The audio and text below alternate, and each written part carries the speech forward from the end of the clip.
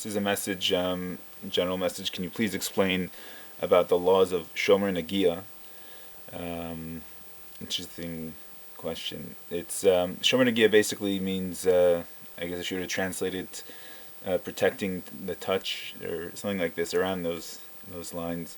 It's laws relating to men not inciting within themselves an erection, generally speaking.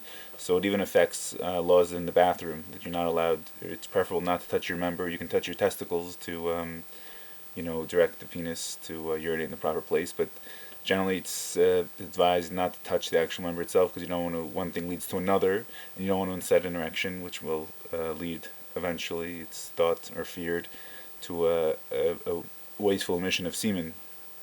But the laws are really more primarily, when people talk about this, I think what the question is geared towards is things like handshaking between men and women and touching between men and women who aren't married.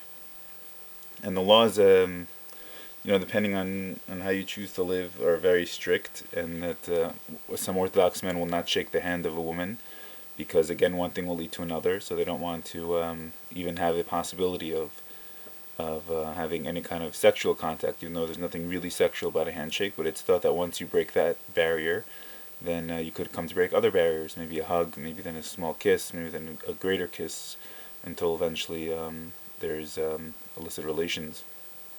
It's one of those things in the Torah that there's a mission in Pirkei Avos, make a fence around the Torah. So even though that you might not think that maybe shaking a hand is anything unjust about this, or incorrect, let's say, it could lead to things that are much greater, much more severe.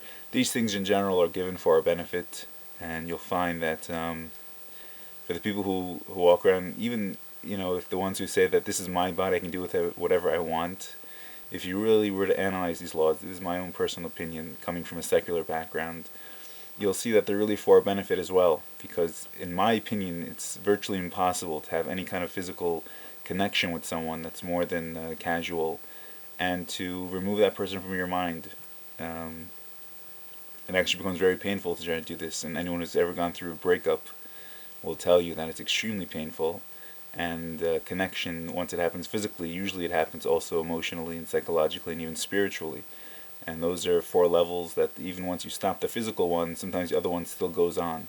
Even if you didn't cause the breakup, how much more so? But even if you did, there's still always this residue left over of you thinking of that last person and what you experienced together and what you enjoyed together and how you felt about each other in moments of passion and in moments of shared ecstasy. So it's for this reason that God gave us these laws, and He encourages us to express our sexuality solely with our spouse, with our mate in marriage, in the union of marriage. And it's again just for our protection, because life will become, and I found this to be in my own little world before I was religious, absolutely true. Life becomes a little painful if you're involved in relationships that don't last.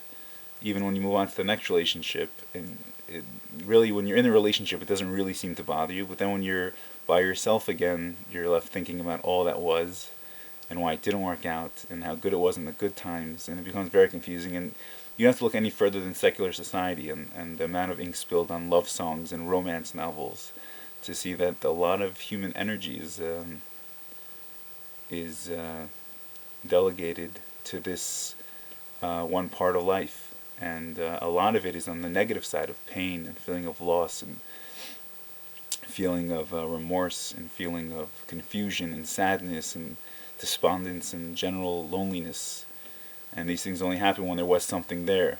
Like you don't feel anything if you were never in love, if you never had this kind of feeling before.